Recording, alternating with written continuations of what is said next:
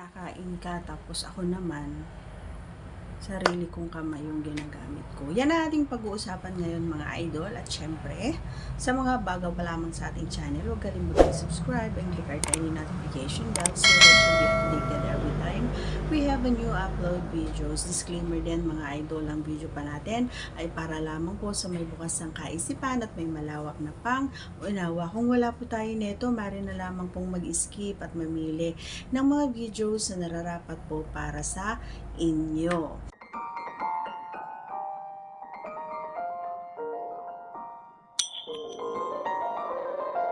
Okay, ang pag-uusapan natin at ang katanungan ito mga idol ay mula kay Idol Jimmy. Ayan, ating pag-uusapan. Siyempre maraming salamat sa kanyang katanungan.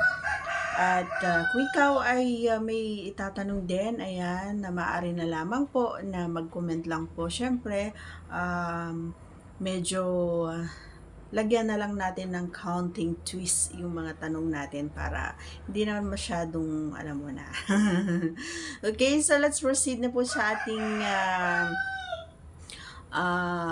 pag-uusapan. Ayan. Alam mo, idol, para sa akin, ito yung nagagawa ko every time na yung ganado ako.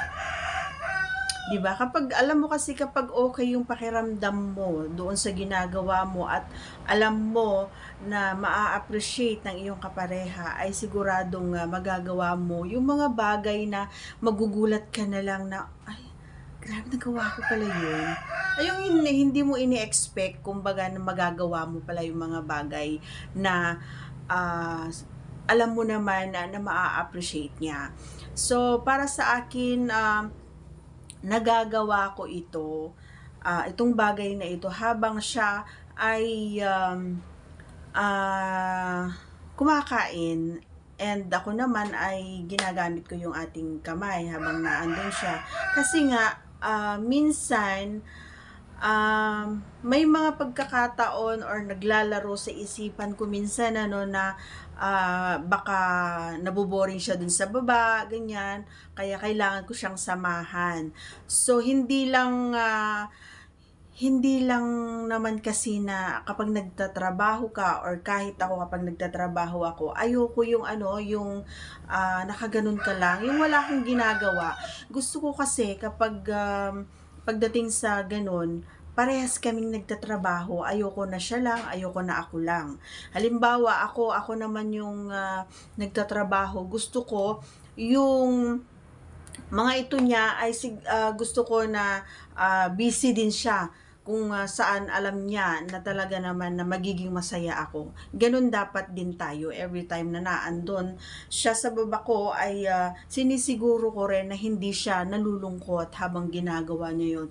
Gusto ko na tinutulungan ko rin siya at tinutulungan ko rin yung aking sarili para mas mapadali or mas mapabilis kumbaga yung process para makasabay din ako sa kanya. Kasi kapag halimbawa na naandun na siya sa baba, and then kapag sinabi ko na halika na, okay na, and then pag sinabi ko na sige na, pumasok ka na, kasi nga eto na siya. Kapag once na sinabi ko at narinig niya yon, sigurado ako na yung pakiramdam niya talaga naman na mag-i-eager na siya na talaga naman nagagawin niya yung best niya para makahabol din siya. Kasi ang mga kayo na nanonood sa mga kalalakihan dito mga idol, sigurado naman ako kapag once na narinig nyo yung sinabi ng pareho nyo na halika na, sige na, pumasok ka na or pasok mo na, kasi nga eto na siya, okay na ako.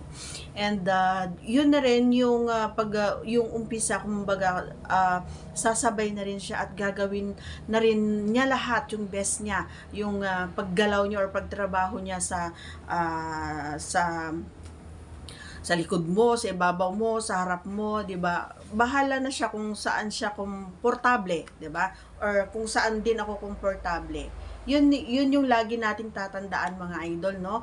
Kung saan kayo parehas komportable. Hindi yung habang ikaw ay masaya, ako ay hindi komportable habang ikaw ay nagtatrabaho doon kung saan ka mga pwesto. So, isipin nyo rin, ayan, tingnan nyo rin yung aura, kumbaga, doon sa pwesto kung saan nyo ginagawa, or yung ang tawag dito, yung posisyon, 'di ba?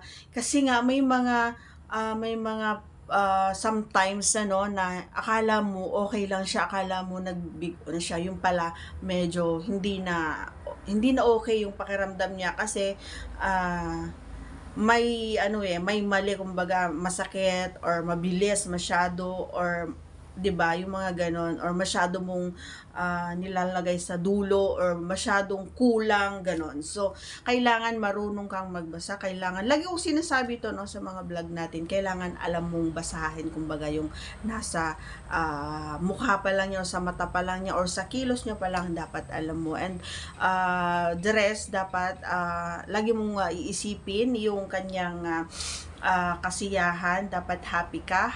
Pag happy ka, dapat mas happy siya. Ganun yon mga idol, no? Kasi on my behalf, ganun yung nangyayari sa amin. Mas happy ako. Pero syempre, hindi ako pumapayag na mas happy siya. So, pares kaming happy. And the end, sabay talaga kami. Every time na naandun siya sa baba, mga idol, sumasabay din ako. Ginagawan ko din ng paraan para mas matulungan ko din yung sarili ko. Minsan kasi nakukulangan ako the way na kumain siya.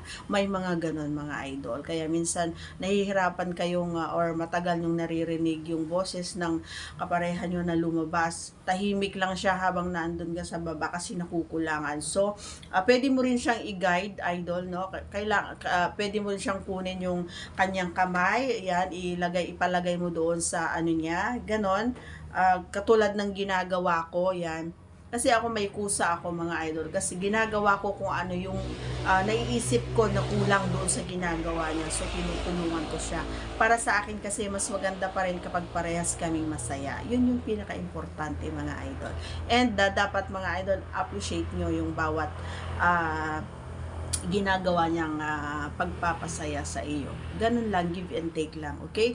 So that's all for today's video, mga idol. Once again, if you are not yet connected, please do me a favor, please do subscribe and click our tiny notification bell so that you'll be updated every time we have a new upload videos. Thanks for watching, everyone. See you again on our next vlog. Bye!